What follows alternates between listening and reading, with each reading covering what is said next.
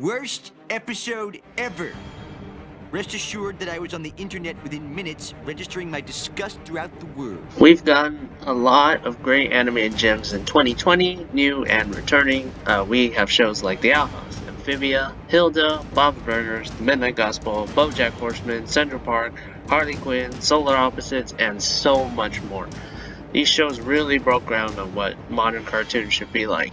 There's a lot of story and stuff to tell, and even though it's a rehashed concept, they can be told in different perspectives and styles that can make it at least sort of different.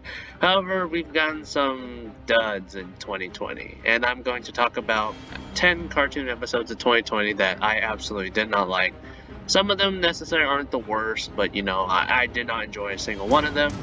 But I have a lot also to say about these, and they aren't necessarily in order. So like number 10 might not be like the best of the 10. Although I will say number 1 is the absolute worst. And if you like these episodes, that's great. That's your opinion. We just like different things. Nothing wrong with you. Nothing wrong with me. And I have more power to you for enjoying them. It's just my opinion. And also be noted that I may spoil some of the episodes when talking about them. So if you haven't watched, you have been warned. And before we get into the list, I would like you guys to please subscribe if you like this video, like and share to everybody if possible. I would really appreciate that. And let's get started. So at number 10, we have Rick and Morty. Never Rick and Morty. I really like Rick and Morty. I really do. But this episode just felt like a mess. Don't get me wrong. I think this episode can appeal to certain audiences who want to figure out stuff for themselves. But this just feels incomplete to me.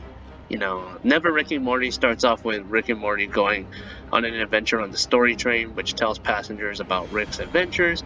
And it takes this iconic grandpa and grandson duo to many other simulations, but it leaves much of the plot to feel unfinished. I'm also not a huge fan of meta humor, and this episode uses it way too much for me to stomach. Like, I watched it 3 times and it didn't really get any better. Maybe it was trying to prove that it couldn't finish, but I wouldn't say that's something to be proud of. This season of Family Guy made a joke that they didn't know how to finish an episode, but that's not an excuse. I think that's just lazy. But I wouldn't say I wasted my time on Never Rick and Morty, because I do like Rick and Morty. I will watch every episode of Rick and Morty, whether it's good or bad. I really like the show. It's gotten me through a lot of tough times. But if you don't have a lot of time on your hands, I'd skip this one and watch episodes like Starmore, Return of Jerry, or even the Emmy-winning The Vat of Acid episode. In the back half of season 4, those are the only 2 I'd really consider revisiting. And now at number 9, we have Big Mouth's Poop Madness. Big Mouth's 4th season was pretty disappointing, in my opinion at least. The show has proven that it can be pretty smart and funny with its comedy and its story with the first 2 seasons and most of the 3rd.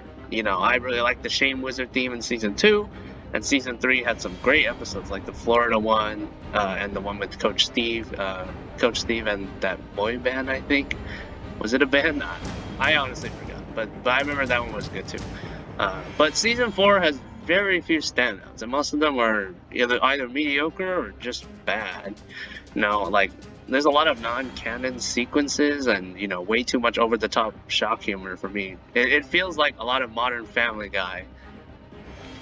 It feels like way too much modern Family Guy, basically.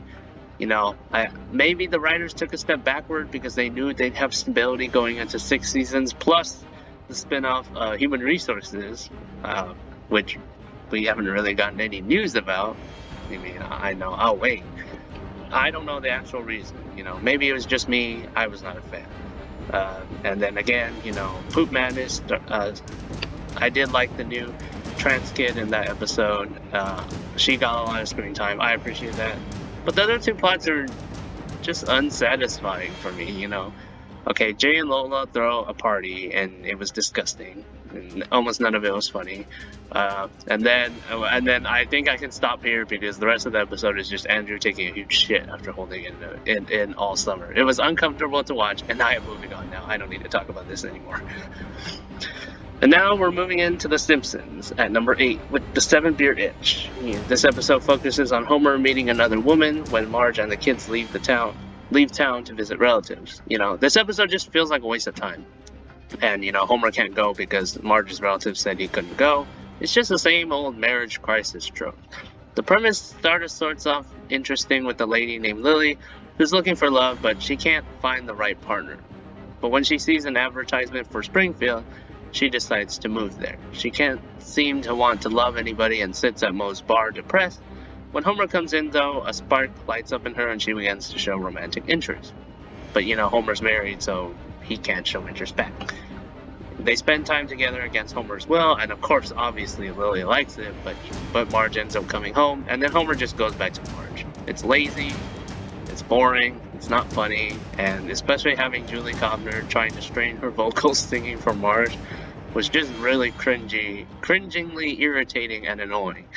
This episode, again, I said it wasn't really funny. The ending scene was awful. But, modern Simpsons has proven they can make great episodes when they really, really try. But I feel like when they sort of lose the touch or don't put in any effort like this, they just don't end up being that good. I think that's the reason why modern Simpsons has such a negative connotation with many, because most of the episodes feel sort of like this way. I mean, yes, there are sort of hits every season, but for people who don't want to waste their time, it's not worth their time sitting through all these generic episodes. 7 Beer Itch probably isn't the worst episode of The Simpsons, in my opinion, at least this year, but it's really, really generic, and that's why it ends up on this list. It does nothing innovative or different, it's generic as hell, and it doesn't make up that with any laughs or good jokes.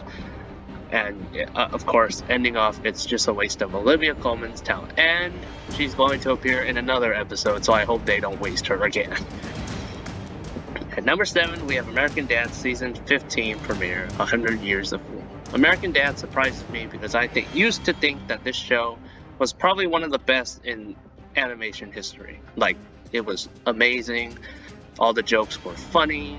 But Roger really brought the story and was able to make everything innovative and different. And, the surrealism of American Dad was what really brought a lot of audiences to really sort of different from Family Guy at the time. Because when season 1 came out, people thought it was just a Family Guy comedy.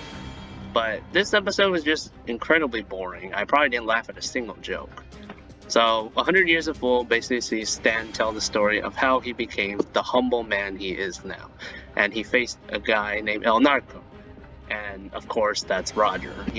Roger's had great personas like Ricky Spanish, Sidney Huffman, the Tearjerker, Dr. Penguin, Uncle Roger, and more. But El Narco just feels bland, and it's also poor in the sense because, the writer somehow had to put him in the story just because, there's no reason why El Narco couldn't be someone else, and it's Roger. It's not even remotely funny. And then, of course, once it's revealed that Roger is El Narco, the rest of the episode just goes into this direction where it wants you to think that Stan is terrible because how he's treated. I mean, of course, Stan is a terrible person, but I sort of don't think that way of his younger self, just because of his clumsiness and naiveness when he was younger. It doesn't make any sense to me. And the gun standoff was just a piss poor way. It was terrible. It just forced the story there. The moral is lazy. It has that Family Guy feel. And I know you're not supposed to take them seriously, but American Dad used to separate itself from Family Guy by taking itself more seriously. By not taking it more seriously, it's basically Family Guy 2.0.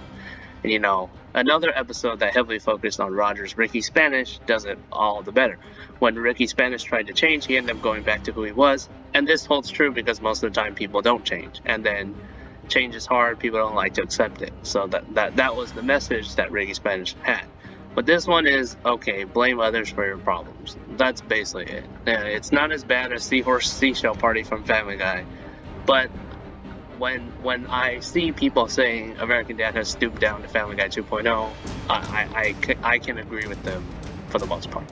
This episode was just awfully lazy, but I will say that I really enjoyed the action sequences when the CIA agents were on jet skis, and I also like the one part of the gun standoff, despite how it forced the story to Columbia when Stan and Roger were pointing guns at each other in their sleep. I thought that was pretty funny. But other than those two, no. I cannot recommend this. It's not American Dad at all. Please, writers, get back to form. So, number 6, we have Hoops. Hoops' season finale. Hoops was recently canceled at Netflix after 1 season, and I could say that I commend Netflix for that. Netflix has been known for canceling many possibly great shows way too early, but I feel like Hoops' cancellation seemed like an appropriate choice. Yes, animation has proven that it can be produced during the pandemic. However, as we're nearing a general public vaccine, as healthcare workers have been starting to get vaccinated this week, and elderly people will be able to start getting vaccinated next week, there's literally no need to have an animated backorder once the pandemic's over, since live-action programming can resume again. I think this is why Netflix waited until December, the first week, when vaccines were all announced, and then they just canceled Hoops, just like that. And, it's sort of the same thing with Fox and Bless the Hearts. Bless the Hearts hasn't been officially canceled, but I am very keen that they are not going to renew it, especially with this vaccine coming, because there's literally no need to. The show hasn't been doing all that well anyways, but I think it's certainly doing better than Hoops, that's for damn sure. And I'm hoping another network picks it up, I'm hoping another network picks it up, because I have a lot of faith in it. It's a lot better than Hoops, and it's from the same people too, for the most part. I mean, Phil Lord and Chris Miller are very legendary people, but I feel like they just slapped their name on Hoops, and that was it. And to be honest, I'm going back to Hoops now. Sorry for getting off topic. I didn't think that Hoops was the worst thing ever, but it was pretty generic for an adult cartoon. With adult cartoons on the evolving side, there was no need for the cynical, unlikable people type of show. To me, this just felt like a hybrid of modern Family Guy and something like Crossing Swords or Paradise PD. For the most part, it's boring and unfunny, because the comedy it uses sure is fun at first, but that's literally the only type of comedy they have, and then it gets old fairly quickly, and then that's why it gets boring, because you can predict what he's gonna say. Oh, suck all my 100 dicks, or you suck. Hoops puts emphasis on how many swears they can accomplish, again, which I thought got boring after the first few times. And then all the character development in Hoops just goes to waste. And this is evident in the season finale of Hoops, that's why it's at number 6. After a surprisingly solid run, I thought Hoops was going to end up pretty decent, when episodes 8 and 9 were pretty solid in my opinion. And, they built pretty decently. And then the season finale just throws everything in the trash. Like, literally. It's so disappointing. It throws everything into the trash. Shannon breaks up with both Ron and Ben. I get Ben, but why Ron? Shannon has proven throughout the series that she was happy with Ron. And then, when Maddie gets a new scholarship at a new school, Ben has to decide whether to go with Maddie or whether to stay with his team. In the end, to show his appreciation, he gives all the kids gifts, which are essential parts for his car, which was kind of funny at first, but then everything just gets thrown in the trash, and it's just not funny. The kids then realize that Ben is a bad person, and then we're stuck on a cliffhanger. Like, I think leaving the show on a cliffhanger was such a bad idea. I get, like, shows like Star Trek Lower Decks leaving cliffhangers or Solar Opposites because they've been renewed ahead of time. I wanted to see how Hoops would at least close, because the original order was only for 1 season. But I feel like canceling a show on a cliffhanger just felt disrespectful. It just feels disrespectful to fans. I feel like not planning ahead is what makes this episode on the duds, because it just throws it in the trash, but it doesn't like have any closure or anything. It just sort of feels rushed. Instead of this episode, I would have liked if they could have like kept the character development and at least close it, and then if they renew for a second season, they can do whatever. But it's canceled now, so yeah. I mean, and then I watched Tuca and Birdie. That didn't really end on a cliffhanger, because back then they didn't know they were going to be renewed, and I think that's the better thing. But especially since Hoops ends on a cliffhanger, I would say don't waste your time on this. It's over anyway, so yeah, don't waste your time. At number 5, we have Duncanville. Duncanville is actually a very solid series. You know, it has enough quirkiness to make it enjoyable. I like some of the characters and some of the comedy, as they're both pretty good, but it probably has some things that I really dislike. Like, I dislike half of the main characters. Some of the humor just feels cringy to me. It doesn't really fit into the adult cartoon style. And then I didn't enjoy probably a few of the episodes. You know, for the most part, it's solid, but I think Duncanville needs some work. You know, I think season 2 can be a lot better than this. I know Mike's, I know Mike Scully's style. I think he can really bounce back. Same with Amy Poehler. They're both really good writers and comedians. I just feel like it might be one of those shows where, like, oh, the first season has more problems, but then, you know, future seasons get better. And I'm really hoping that the second season of Duncanville is so much better than this first, because it really. Oh, she's on to something, Jack. Unleash her! You see the huge cast on Duncanville. Like, come on, you missed the. Couldn't you have just gone to Whole Foods? Yeah, but look at how much fun she's having. Like, this show has such a good cast. Like, the writing just needs to really improve, because it's just a waste of their talent. If season 2 That'll is do, just Jing. solid like season 1, That'll do. It's just a waste of their talent. Well, guess who we're having for dinner? I mean, yeah, that's pretty much it. It's just a waste of their talents. And you know, one of the episodes that shows that's a waste of their talents is Witch Day, which sees the parents, Jack and Annie, enter a cook-off by stealing a dead woman's recipe, and Duncan's pronounced the quote-unquote town virgin at the Oakdale ceremony.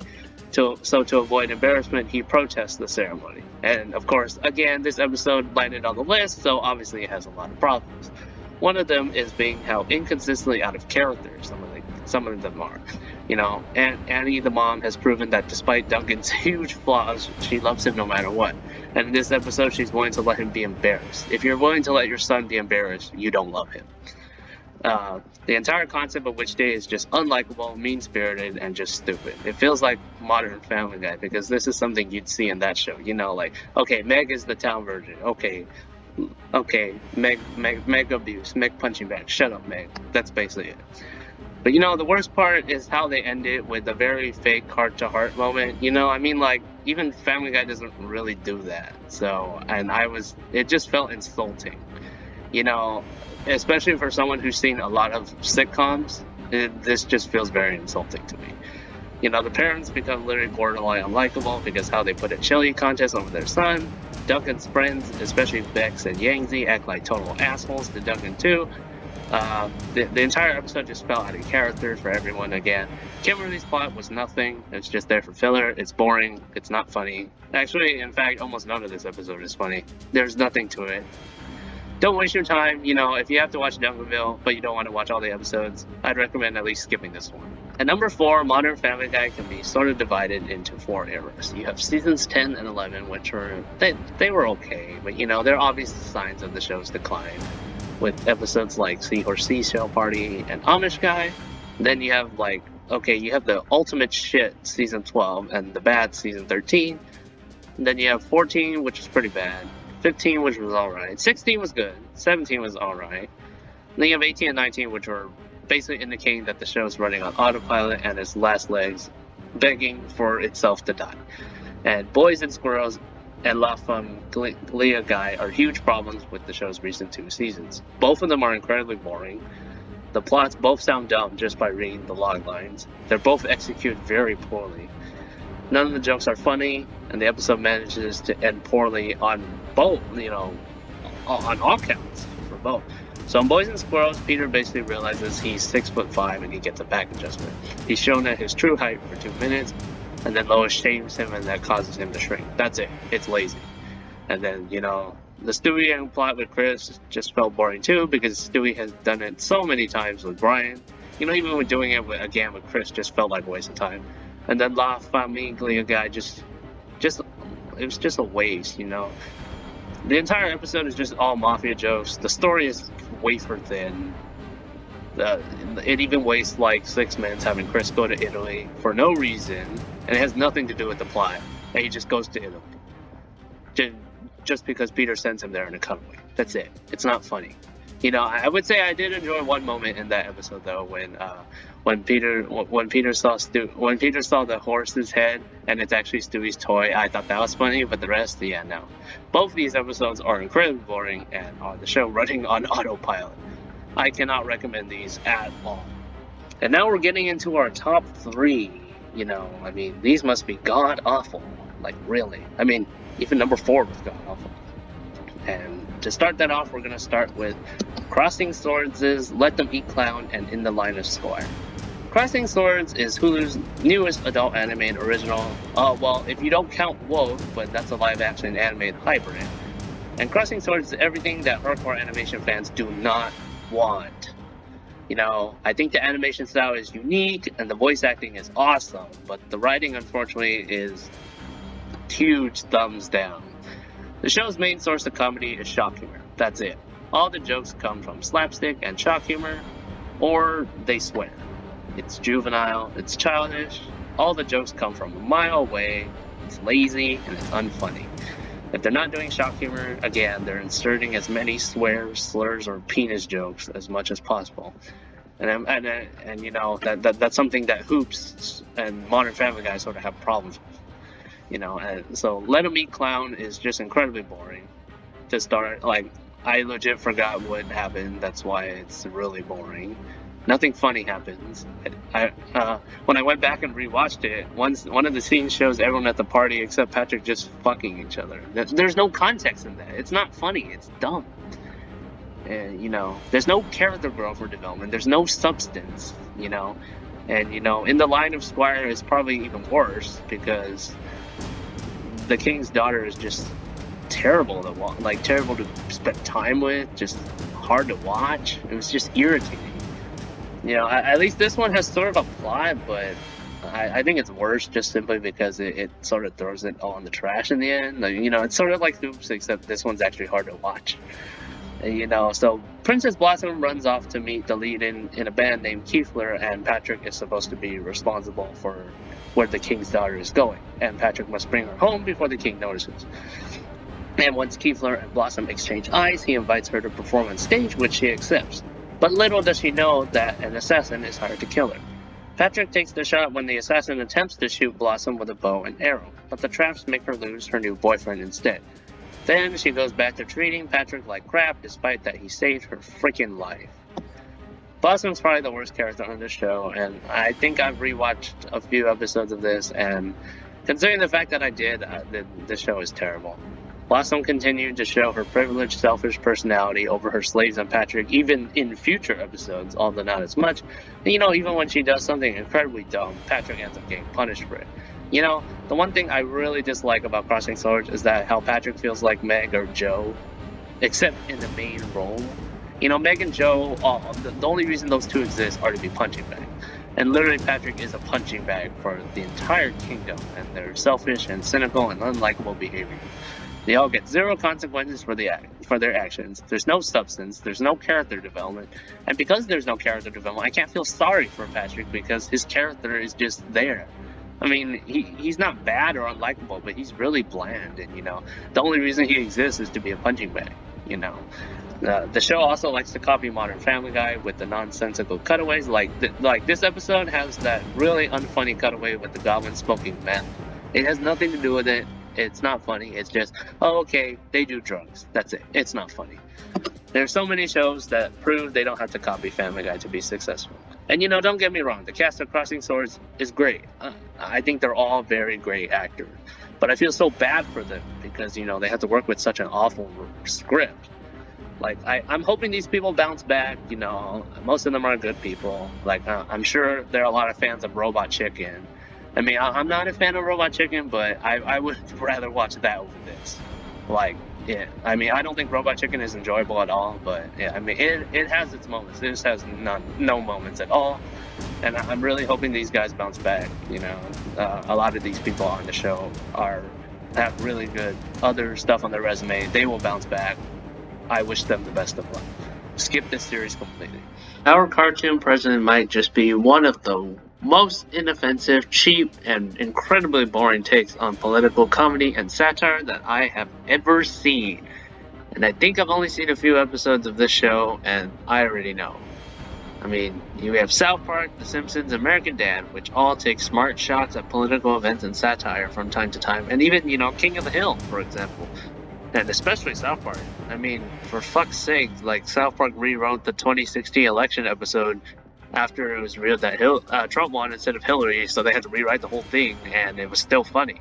But, this right here is just awful, The episode was online for me to watch on YouTube at the time, officially by the Showtime YouTube channel, so I decided to check it out. It's not there anymore, but it was there. And it was a waste of my 20 minutes. And there's no disrespect to Jeff Bergman here, but he is just too good for this crap. Like, Jeff Bergman is so good, but he doesn't need this. He is so much better up there. He deserves better. So anyways, getting into the episode. This episode opens up with Trump launching a propaganda campaign to convince the country that he has the coronavirus under control. But in the end, it just ends up being a performance where Donald Trump kills the virus. It's like one of those plays where like people are performing on stage, and one of his employees is playing the virus, and he's gonna kill him. It's not funny, it's not smart, it's not witty, it's not satire. I'm pretty sure everyone isn't stupid. You don't kill a virus by staging a performance. In fact, I think it's rather insulting, to just come up with something cheap like that and expect a laugh from the viewers, I mean, especially many people who like animation think that this might be a very poor way to use satire, and I would certainly agree with them. And, of course, we have to get into Joe Biden, because what is a cartoon show about Donald Trump without Joe Biden? And, of course, Joe Biden jokes were all terrible. In this episode, well, I'm sure throughout the whole season, but I've only seen the episode this season. In this episode, Joe Biden is depicted as a mentally ill person who cannot make his own decisions. That's literally the whole joke. And Barack Obama has to literally help him. Like I'm not sharing my political stance here, and I get that Joe Biden isn't a very good political candidate in the eyes of many.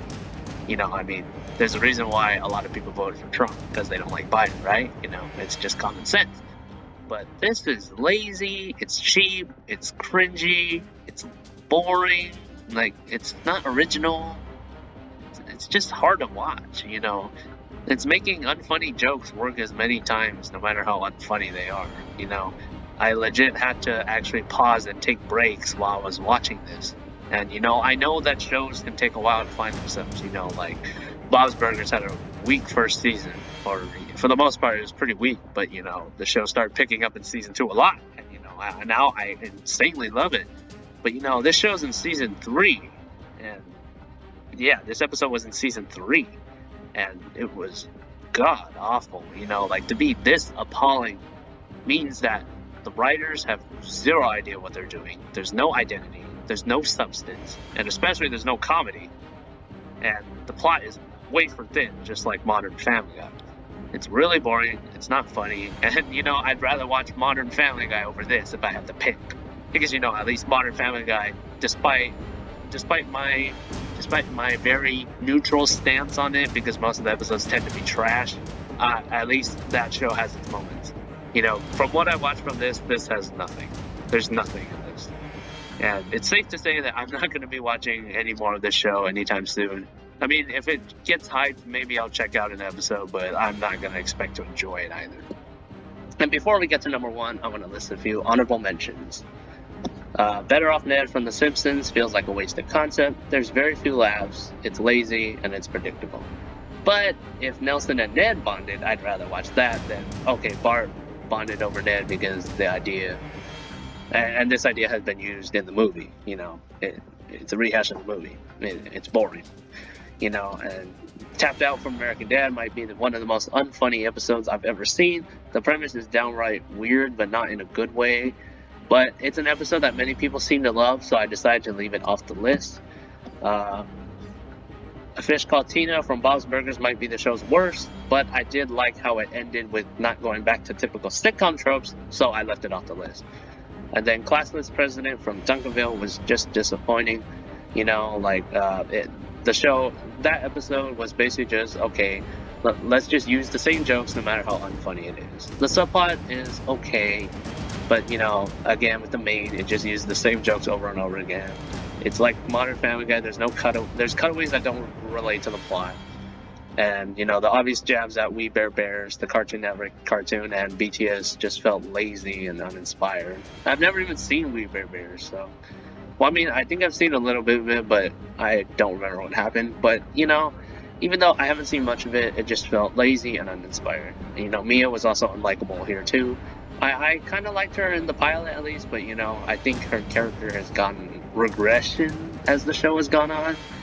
And, you know, I mean, you could say the same for Lisa Simpson, and, you know, a lot of people who have watched Duncanville like to compare Mia to Lisa Simpson. So... you know, I'd say that's fair, but I'm hoping Season 2 really fleshes out these characters. And now let's get to number 1. And at number 1 is Family Guy's Better Off Meg. Better Off Meg is an episode that should have not been made at all. It's an episode that every time I think about it, it continues to get worse, and worse, and yep, worse. The episode starts off with the family forgetting about Meg when they go to the boardwalk, leaving her all alone to do her normal things. She then ends up at the bowling alley where her death is falsely reported. She decides to play along and she starts to enjoy her new life, but because of her death, people felt sorry for Chris and started to hang out with him. That's how he became popular in school.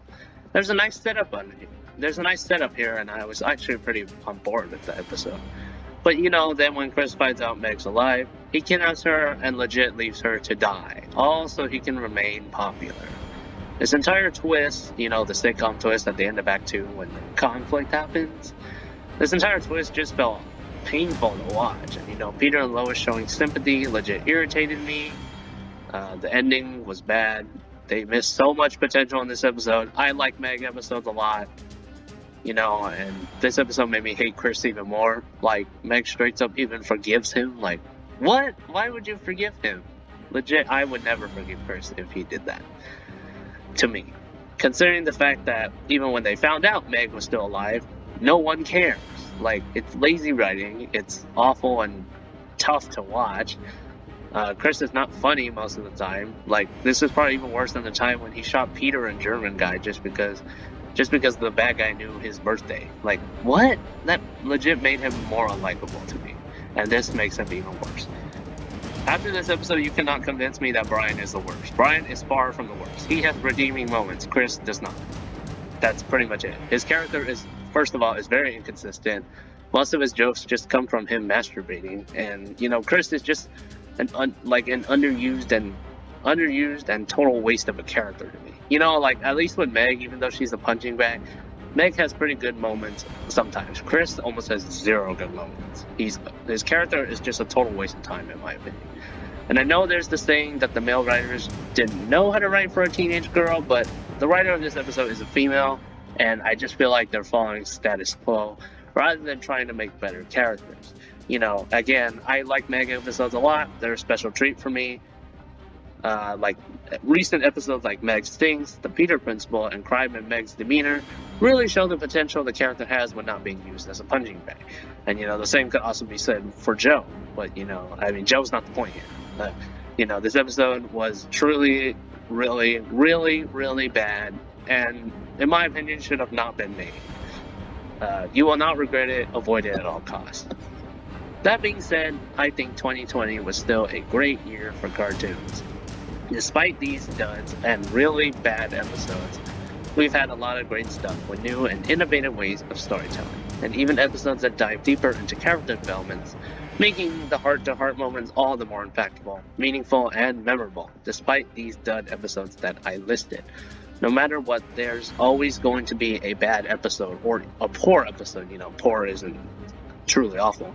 There is always going to be a bad or poor episode of any show in any year. It doesn't matter.